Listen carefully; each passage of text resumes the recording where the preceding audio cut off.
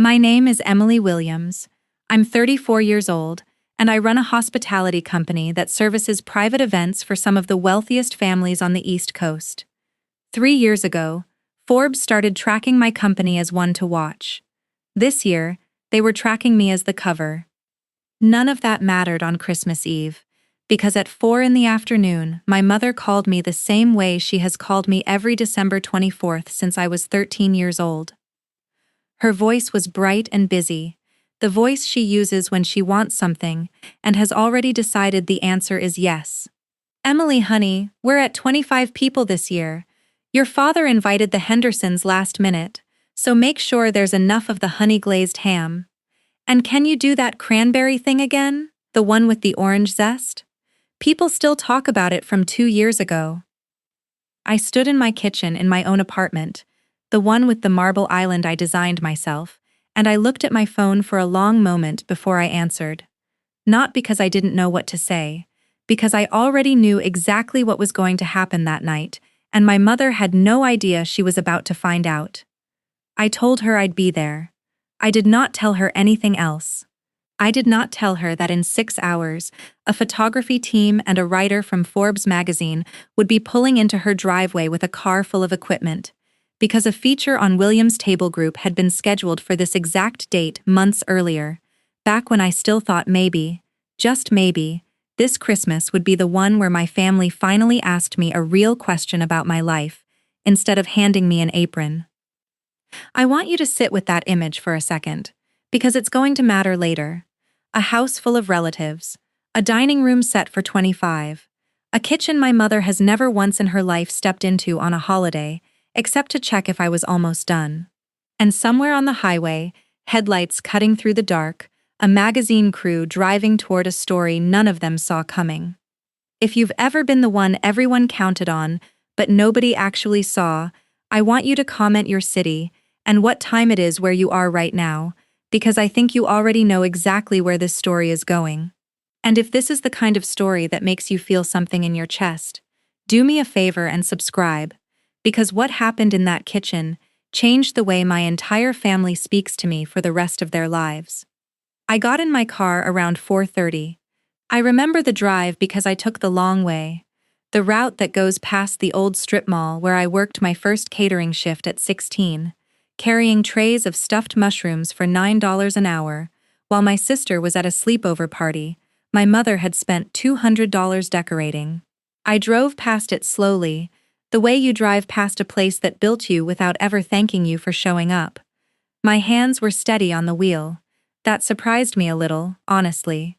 I had expected to feel something closer to dread, the same tight, familiar knot I used to get every single Christmas Eve since I was a teenager, tying an apron over whatever nice outfit I'd planned to wear, because somebody had to make the food, and that somebody had never once been my sister, and it had never once been optional for me. But this year was different, and not because my family had changed. They hadn't, not one bit. It was different, because for the first time in 15 years, I wasn't walking into that house as the free labor. I was walking in as a woman who had built something they had never bothered to ask about, and in a few hours, they were going to find out exactly what that something was, whether they were ready for it or not. I pulled into their driveway at 5:15. The house was lit up the way it always is at Christmas, warm gold light spilling out of every window, my father's ridiculous inflatable reindeer bobbing on the front lawn, the smell of pine and wood smoke already reaching me before I even opened my car door. From the outside, it looked like the kind of house where a family loves each other. I used to believe that too, back when I was young enough to think love and labor were the same thing. My mother opened the door before I even reached the porch.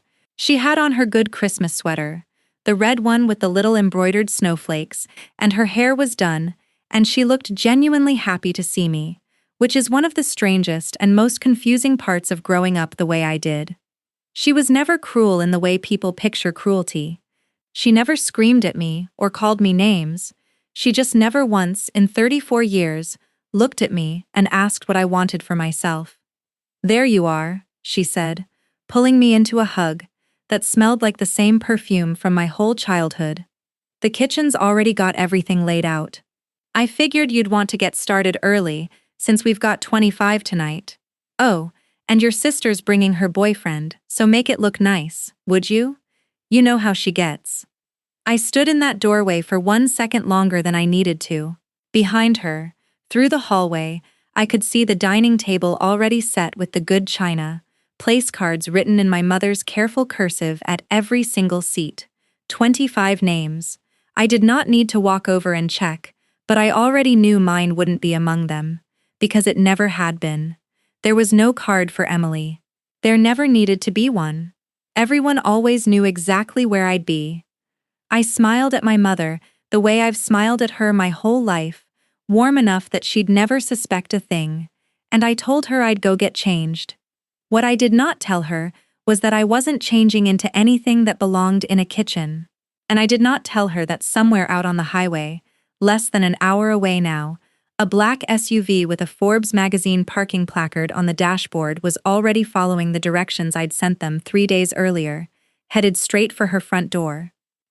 To understand why I stood in that doorway and smiled instead of saying what I actually felt, you have to go back to the summer I turned 12, because that was the year my mother handed me a dish towel at a family barbecue and told me to keep an eye on the corn while the adults visited.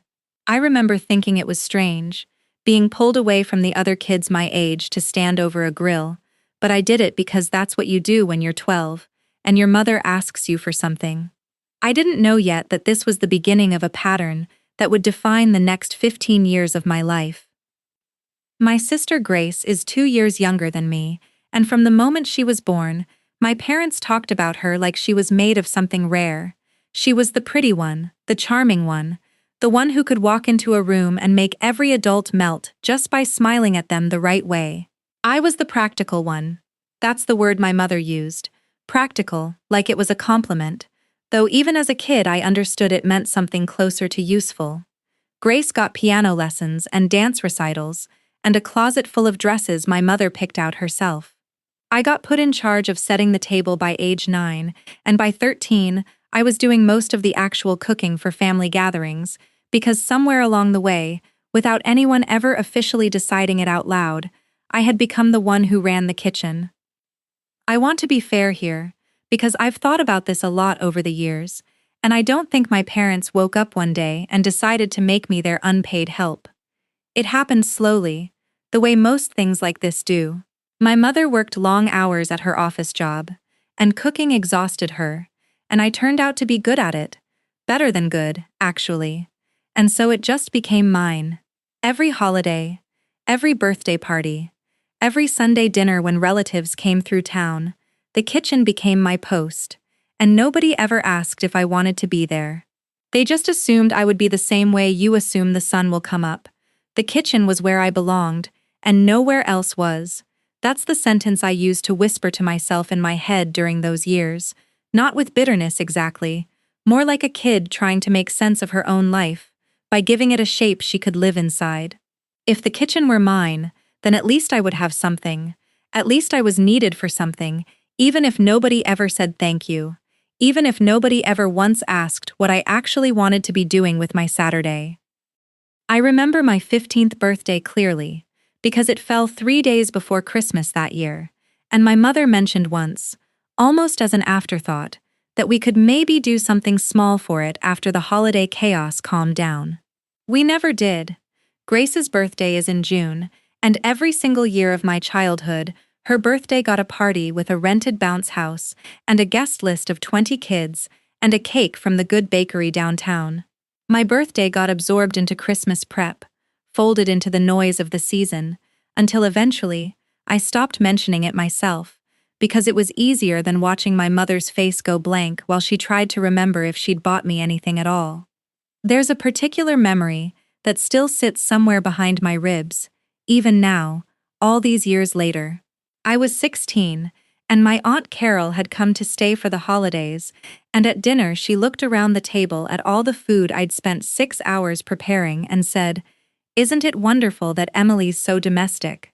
My mother laughed and said, "Oh, she gets that from me," though I don't think my mother had cooked a full meal from scratch in years by that point.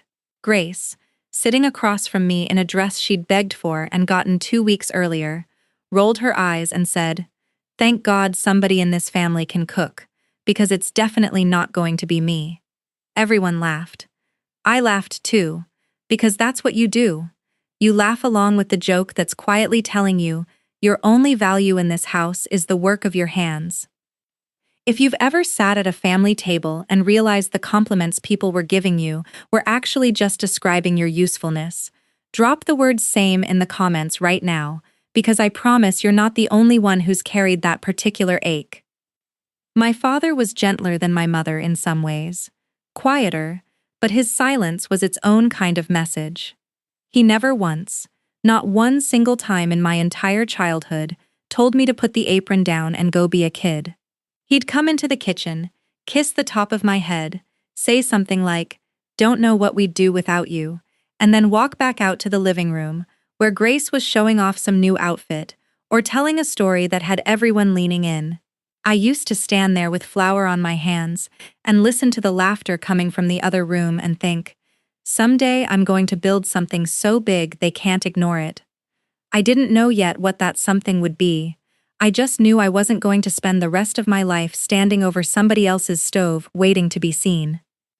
By the time I turned 17, the pattern was so fixed that nobody in my family even questioned it anymore. Family gathering meant Emily's in the kitchen. It wasn't cruelty in the way people usually picture cruelty in these stories. There was no shouting, no meanness dressed up loud enough for anyone outside our house to notice. It was quieter than that, and in some ways harder to name, which is exactly why it took me until I was almost out of that house to understand what it had actually cost me.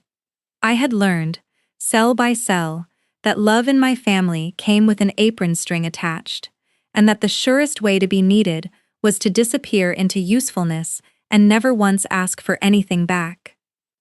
I left home the summer I turned 19, 3 months after I finished a hospitality management certificate at the community college 2 towns over, the one my mother called a nice little backup plan in case the real college thing didn't work out for me. I packed 2 suitcases and a box of cookbooks I'd bought with my own tip money, and I moved into a shared apartment above a laundromat with a girl named Priya I'd met during my program. My father helped me carry the box out to the car, and at the door he said, "You'll come back for Christmas, right?" And I remember thinking that was such a strange thing to say to a daughter who was simply moving 40 minutes away, not disappearing off the face of the earth, but I understood what he really meant. He meant, "Who's going to cook?" I told him, of course I would. And I did, every single year after that. Because leaving physically was never the hard part. Leaving the role they'd built for me, that took a lot longer, and honestly, some years I'm not sure I'd fully left it even now. My first real job was as a prep cook at a catering company that did weddings and corporate events out of a warehouse kitchen on the industrial side of town. I made $11 an hour and worked shifts that started before sunrise, chopping vegetables until my knuckles ached, but I loved it in a way I had never let myself love the cooking I did at home, because for the first time, somebody was actually paying me for my hands instead of just expecting them. I remember calling my mother after my first week and telling her about it, excited in a way I hadn't been excited about anything in years, and she said, "That's nice, honey. Just make sure it doesn't turn into some silly little thing that keeps you from finding a real career." I didn't argue with her. I've never really been someone who argues. I just quietly kept showing up to that warehouse kitchen at 5 in the morning, and within 2 years I was running the prep team, and within 4, I had saved enough to put down a deposit on a small commercial kitchen space of my own, the kind you rent by the hour to caterers just starting. I named the company Williams Table Group, after nobody in particular, just the sound of it, the idea of a table that was finally mine to set. The early years were brutal, in a way that's hard to explain to people who haven't built something from absolutely nothing. I worked every holiday except the ones I owed my family, which meant I was often catering somebody else's Thanksgiving on the 23rd, and then driving home to cook my own family's Christmas Eve dinner on the 24th, running on maybe 4 hours of sleep, smiling through it because that's what I'd been trained to do since I was 12 years old, standing over a grill. I ate ramen more nights than I'd like to admit. I drove a car with a check engine light that stayed on for 2 straight years because I couldn't afford to fix it and keep paying my kitchen staff on time. But every single month, the business grew a little more, and every single month, I told myself I was building something they couldn't take away from me, even if they never once asked how it was going. And they really didn't ask. That's the part that still catches in my throat sometimes. My mother would call, and the conversation would be about Grace's new apartment, or Grace's promotion, or the guy Grace was dating, and at some point she'd ask, "Oh, and how's your little catering thing going?" in the exact tone you'd use to ask a child about a lemonade stand. I stopped correcting her after a while. I stopped explaining that my little catering thing had grown into a company with 14 employees, then 30, then a client list that included 2 former governors and a Grammy-winning musician. What was the point of correcting someone who had already decided, years ago, exactly what shape my life was allowed to take? Grace's line came sometime around my 5th year in business, at a 4th of July gathering where I'd shown up straight from catering a wedding, still in my chef's coat because I hadn't had time to change. She looked me up and down with that same easy smile she'd had her whole life, the one that had gotten her out of every uncomfortable conversation since childhood, and said to the table, "At least Emily's found a nice little hobby that fits her personality." Everyone laughed the way they always laughed at Grace's jokes, warm and automatic, and I laughed too, because by then I'd had almost a decade of practice laughing at things that weren't actually funny. That word hobby followed me for years after that, quietly, the way certain phrases do when they get repeated enough at family gatherings that they start to feel like fact. I heard it again at Thanksgiving, the year I signed my first 6-figure contract, and again the year I opened my second location, and again the year Forbes first reached out to my publicist to ask about a possible feature. Each time, I said nothing, because I had already learned that explaining myself to my family had never once changed the way they saw me, and somewhere along the way, I'd decided that the only thing that would ever actually change it was proof they couldn't laugh off. I want to pause here for a second, because I know some of you have lived a version of this too, the version where you're quietly building something real, while the people who raised you keep calling it a hobby, a phase, a little thing. If that's you, drop a comment and tell me what you built while nobody was watching, because I promise you it matters more than you think it does right now. By the time I turned 30, Williams' table group had grown into something none of them had ever bothered to understand. 3 locations, a staff of over 80, and a client roster that had started attracting attention from people in the food industry I'd once only read about in magazines. I bought my first apartment with the marble island, the one my mother would later stand in without ever asking how I'd paid for it. I hired a business partner named David Kessler, sharp and steady, the kind of person who saw exactly what I was worth from the very first meeting, which was still, even after everything, a strange and slightly emotional thing for me to sit with. And every single Christmas Eve, without fail, I still drove back to that house, tied on an apron, and cooked for 25 people who had never once, in 15 years, asked me a single real question about the life I was building 40 minutes away.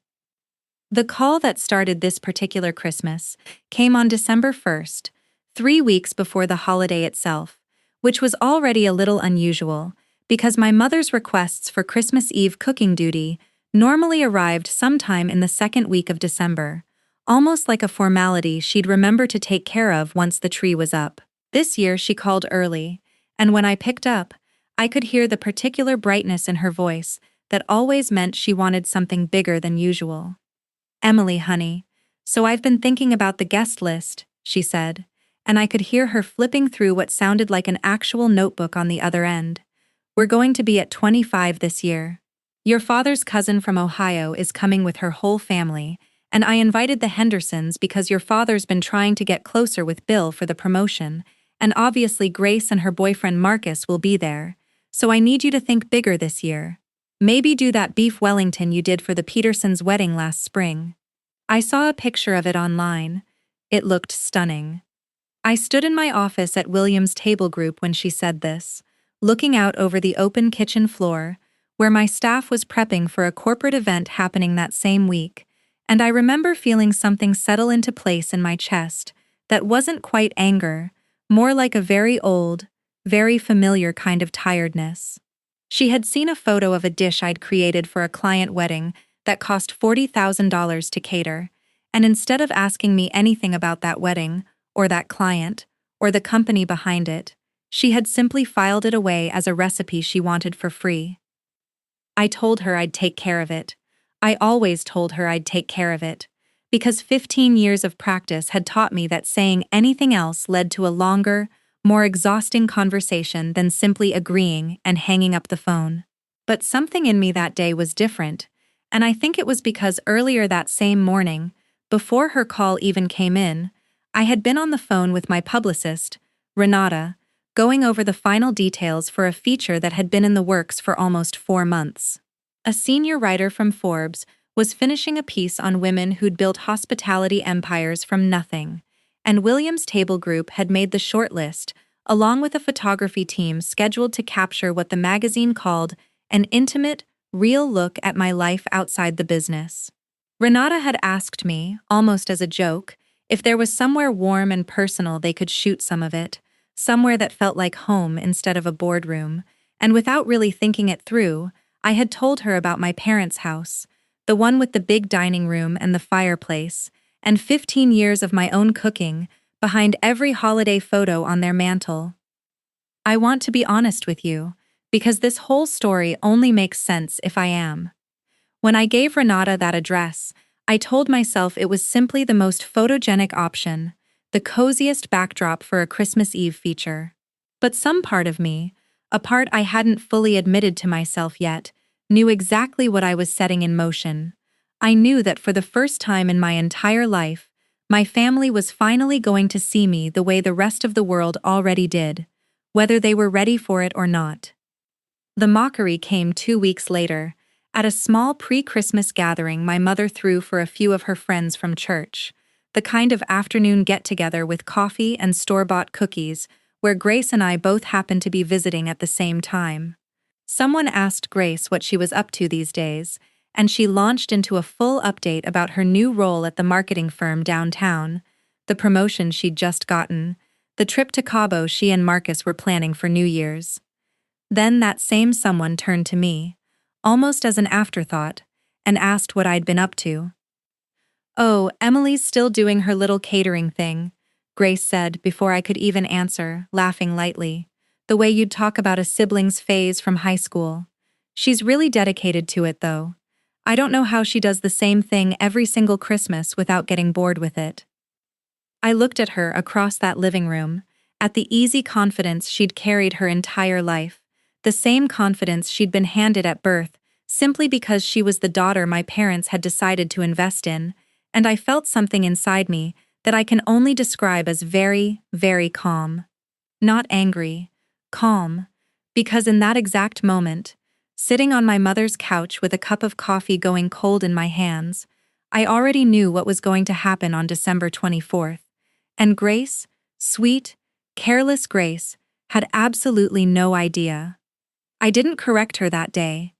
I didn't say a word about the contract Williams' Table Group had just signed with a hotel chain worth more than her entire yearly salary, or the Forbes team that would be walking through her mother's front door in a matter of weeks, or the fact that the little catering thing she loved to mention had grossed over $4 million that year alone.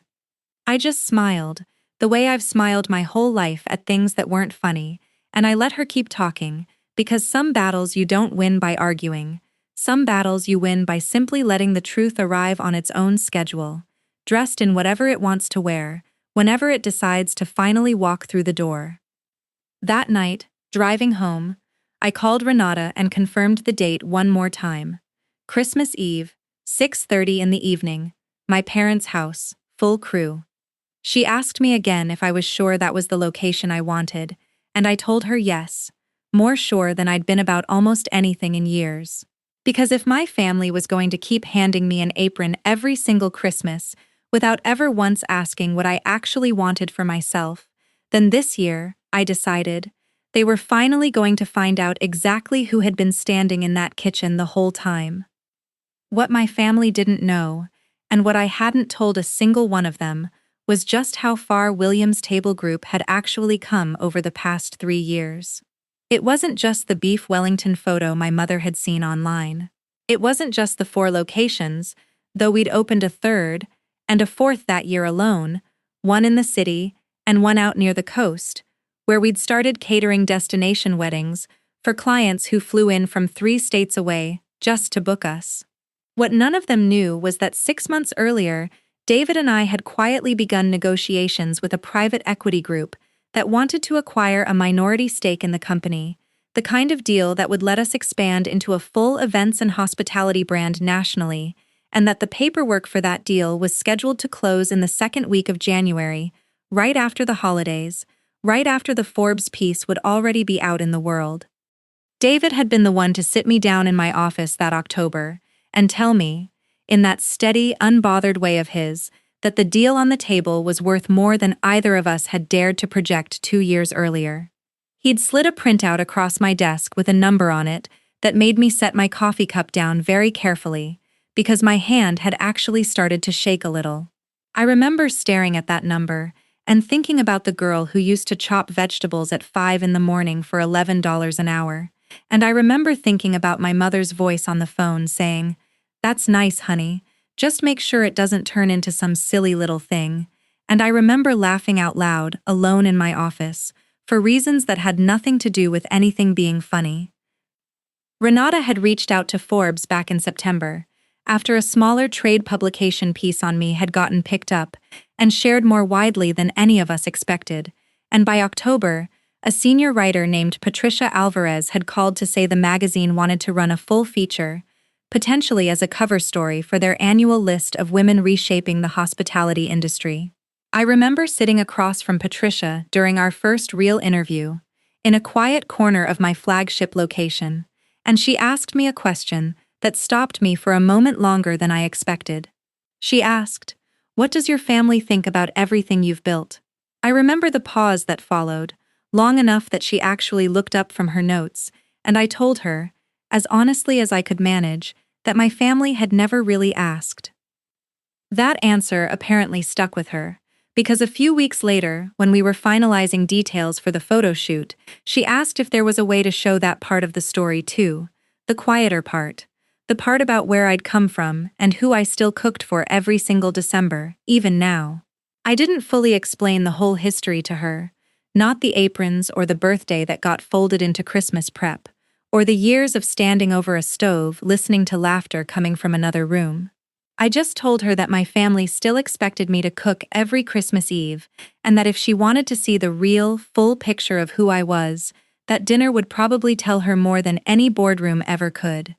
I didn't decide right away to let it become the confrontation it eventually became. I want to be honest about that, because I think it's important.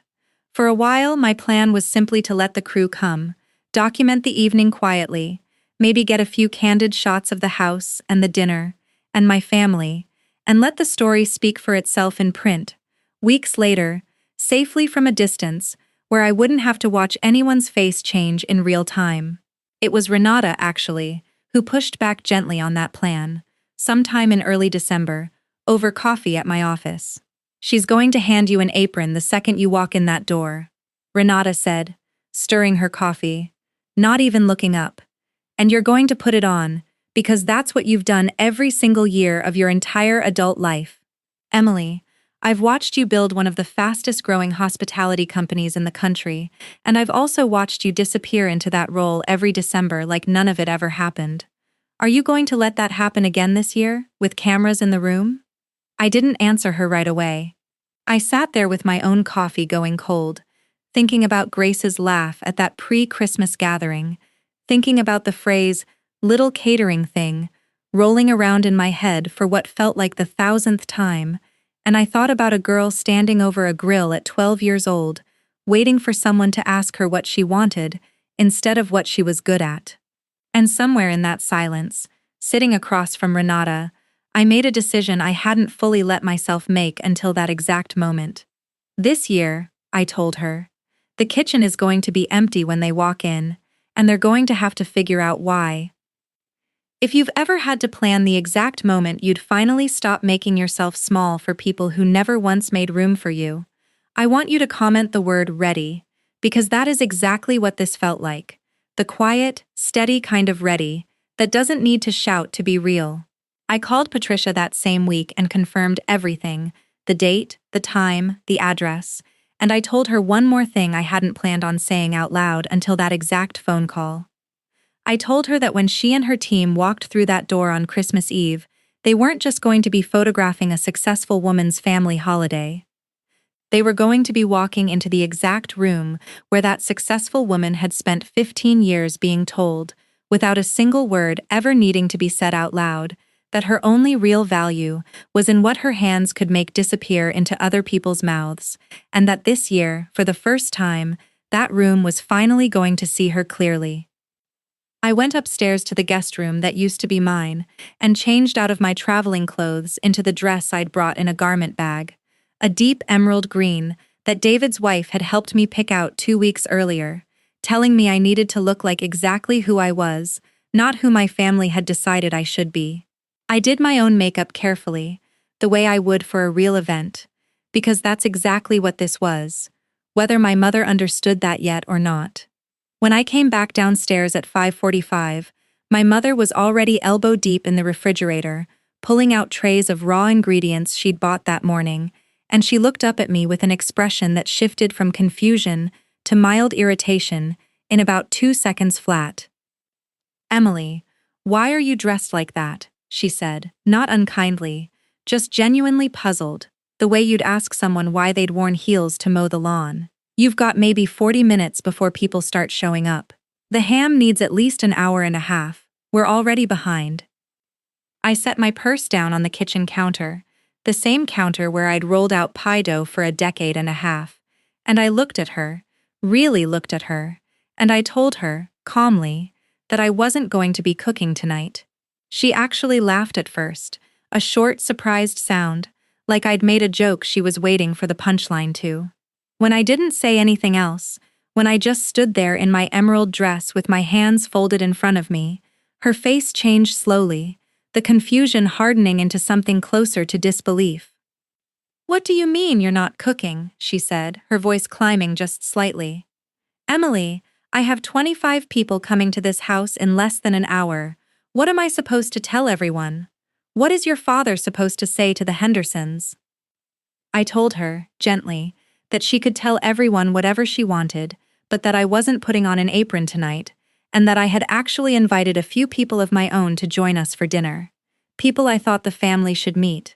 She was still holding a tray of raw vegetables in her hands, and I watched her set it down on the counter a little too hard, the way you set something down when your hands need somewhere to put their frustration. Grace walked in at that exact moment, wearing a red dress and holding a glass of wine, and she took one look at the two of us standing in a kitchen with nothing on the stove and said, "What is happening right now? Has dinner not started?" I heard the doorbell before anyone had a chance to answer her. My mother's head snapped toward the front hall, already assuming it was the Hendersons arriving early, already moving to smooth her sweater and put on the hostess smile she'd worn my entire childhood.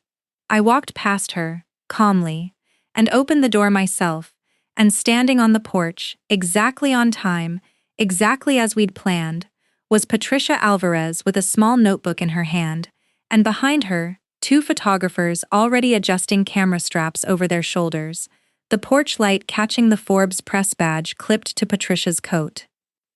"Good evening," Patricia said warmly, extending her hand toward my mother, who had come up behind me in the doorway, her face frozen in a kind of confusion I don't think I'd ever seen on her before. "I'm Patricia Alvarez with Forbes. We're so grateful you're letting us into your home tonight to finish our feature on Emily.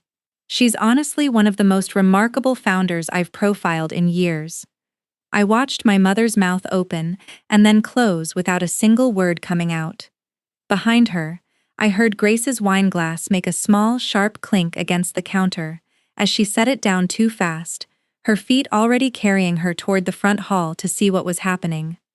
"Founders," my mother finally repeated, the word coming out slowly, as it belonged to a language she'd never learned. Feature, on Emily. I'm sorry, I think there might be some kind of mistake. My daughter runs a small catering business. Patricia's expression didn't waver, but I saw something flicker behind her eyes.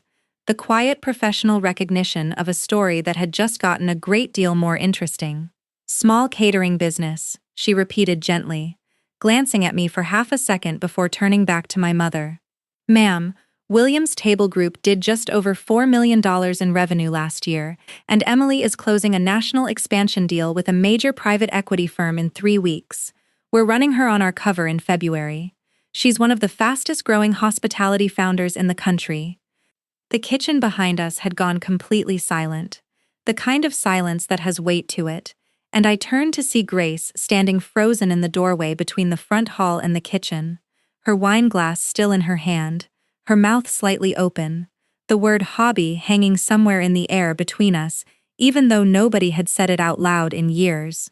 My father had come down from upstairs by then too, standing at the bottom of the staircase in his sweater vest, looking between the two photographers and me now quietly beginning to set up their equipment along the edge of the dining room, catching the warm light of the fireplace, catching the table set for 25 that had never once had a place card with my name on it.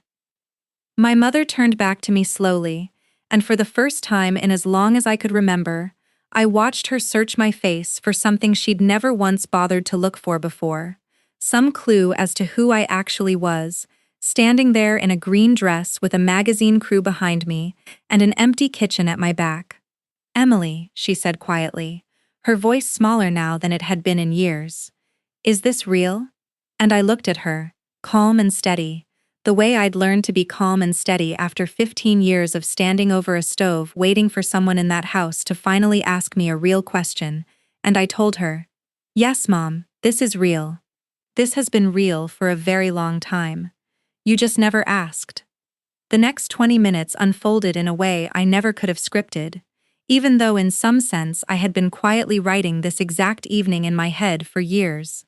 The Hendersons arrived, then my father's cousin from Ohio and her family, and each new group of guests walked into a house where the dining table sat completely bare of food, where a magazine crew was quietly photographing the fireplace and the mantel, and, eventually, me, and where my mother stood near the kitchen island, with an expression I can only describe as a woman trying to reassemble a version of her own life in real time. She kept touching the collar of her sweater, a small nervous habit I recognized from every uncomfortable moment of my childhood, and she kept glancing at me, like she expected me to suddenly announce this was all some elaborate joke, and disappear into the kitchen to save the evening the way I always had. I didn't. I stood in the living room and answered Patricia's questions on camera, calm and steady, talking about the early years in that warehouse kitchen, about the 6-figure contract, about the private equity deal closing in 3 weeks, and I watched my extended family gather slowly around the edges of that conversation, the way people gather around something they don't fully understand yet, but sense they should be paying attention to. My Aunt Carol, the same aunt who had once called me domestic like it was the only compliment I'd ever need, stood near the fireplace with her hand pressed to her chest, and at one point I heard her say to my father's cousin, $4 million. Did she say? $4 million, in a voice that carried across the entire room. Grace found me near the staircase about halfway through the chute, her wine glass abandoned somewhere, her arms crossed in a way that told me she was working very hard to hold herself together. "Why didn't you tell us?" she said, and there was something underneath her voice I hadn't expected, not quite anger, something closer to hurt, though I noticed she still hadn't apologized for a single word she'd ever said to me. I told her the truth, that I had tried, in small ways, over years, mentioning contracts and new locations and awards that got acknowledged with a nod, and then buried under whatever update she had about her own life that week, and that eventually I had simply stopped trying, because there's only so many times you can hand someone the truth before you realize they were never actually going to pick it up. "That's not fair," Grace said, her voice tightening, and I looked at her steadily and told her the fairest thing I could manage in that moment, which was that I wasn't trying to hurt her. I was just done pretending my life was small, so that hers could feel bigger by comparison. She didn't have a response to that. She just stood there for a long moment, and then walked back toward the kitchen where our mother was still standing, frozen, near an oven that had nothing in it. My father found me later, after the photographers had finished their shots, and Patricia was quietly gathering her notes near the front door. He'd been unusually quiet the entire evening, and when he finally spoke to me, his voice had none of its usual easy warmth, just a kind of tired honesty I don't think I'd ever heard from him before. "I should have asked," he said. "All these years, I should have asked what you actually wanted, and I never did, and I think some part of me knew that, and let it happen anyway because it was easier."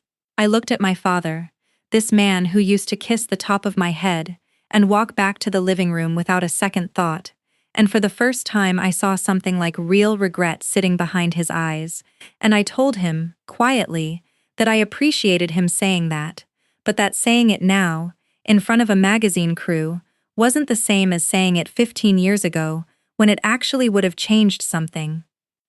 My mother didn't approach me until almost everyone had gone home, until the house had emptied out to just the four of us, standing in a kitchen that had never once served a single dish that night. She looked smaller somehow, standing there in her red sweater with the embroidered snowflakes, and when she finally spoke, her voice had lost all its earlier brightness. "I don't know how to fix this," she said, "and I want you to know, I never meant for you to feel like you had to earn a place at your own family's table." I told her, as gently as I could manage after everything, that I believed she never meant it, but that meaning no harm and doing no harm were two very different things, and that for 15 years I had learned exactly what I was worth in that house, by watching what got celebrated and what got assumed, and that celebration had never once landed on me until a stranger with a press badge walked through the front door and said my name out loud like it mattered. I told her I wasn't interested in punishing her, that this wasn't about revenge, but that I also wasn't going to keep tying on an apron every December just to make an evening easier for people who had never once asked what an evening cost me. If she wanted a relationship with the person I'd actually become, I told her that relationship could exist, but it would have to start from honesty instead of assumption, and it would have to start with an invitation instead of an instruction. She didn't argue with me.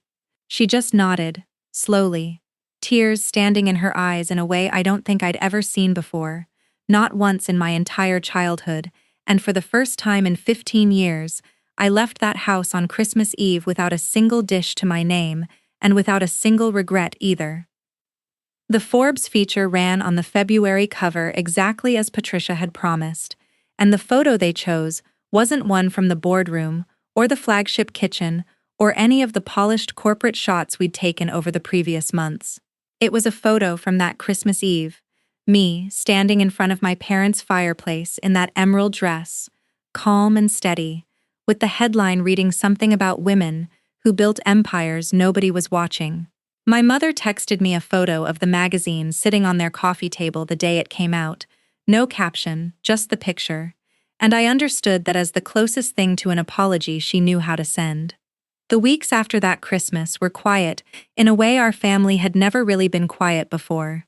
Grace called me twice in January, awkward, careful calls where she asked real questions about the business for the first time in her adult life.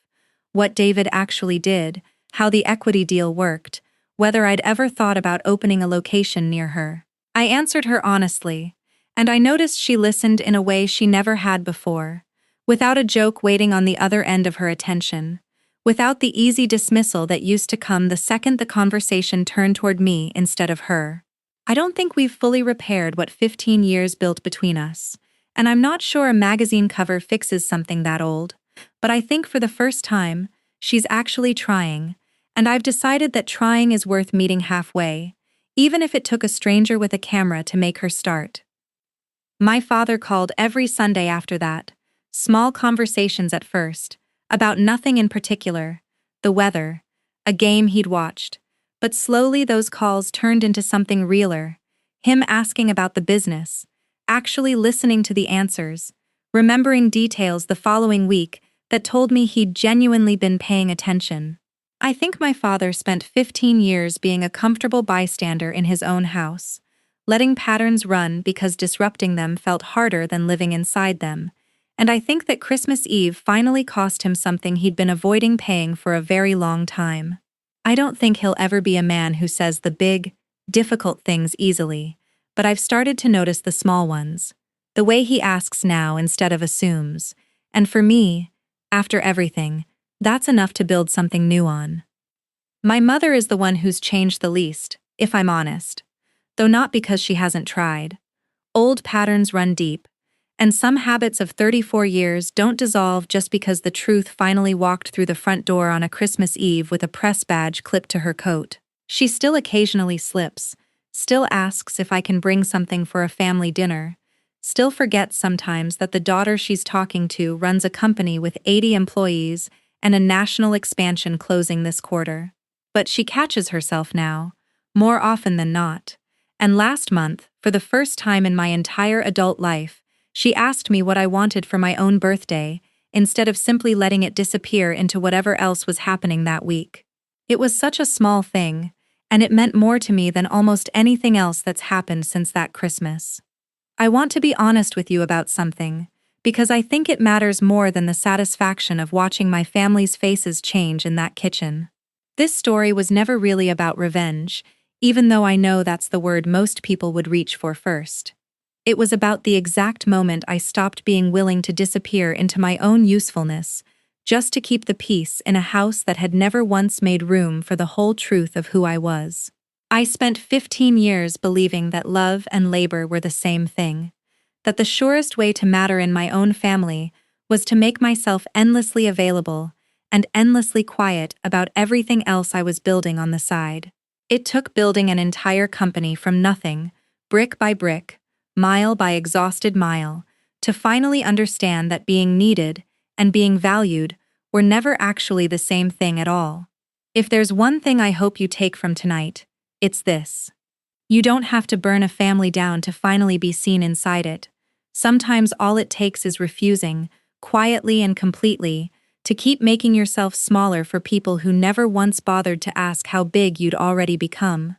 The kitchen was empty that Christmas Eve, but for the first time in my entire life I wasn't.